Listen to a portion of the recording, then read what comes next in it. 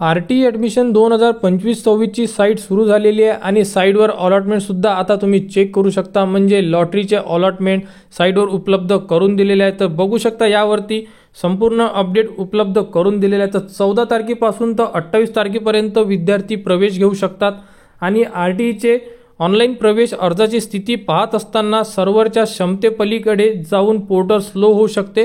त्यामुळे पालकांनी म्हणजे जे सर्व्हर आहे हे स्लो जर झालं तर पालकांनी वेट करा, कारण आता अलॉटमेंट लागल्यानंतर संपूर्ण पालकवर्ग यावरती लॉटरी चेक करणार.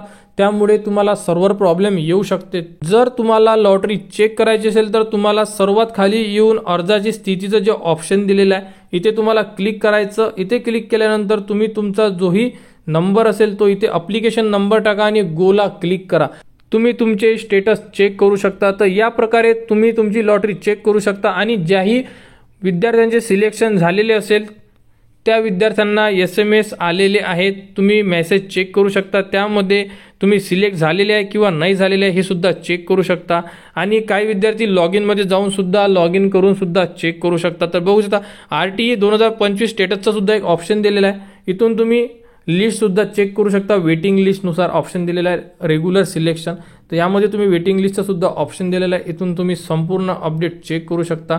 तर ज्याही पालकवर्गांनी आपल्या पाल्याचा फॉर्म फिलअप केला असेल RTE 2025-26 साठी तर त्यांना आता अलॉटमेंट चेक करण्यासाठी साईटवर उपलब्ध करून दिलेला आहे. तर लवकरात लवकर आपले अलॉटमेंट चेक करून घ्या.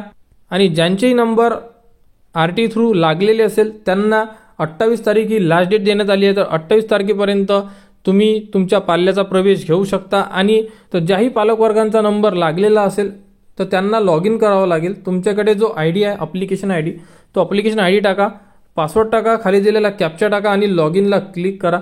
त्यामध्ये तुम्हाला एक लेटर मिळणार आहे. ते लेटर घेऊन तुम्हाला जेही तुमच्या जवळपास एज्युकेशन ऑफिस असेल तिथे तुम्ही जाऊ शकता आणि तुमची ॲडमिशन कन्फर्म करू शकता.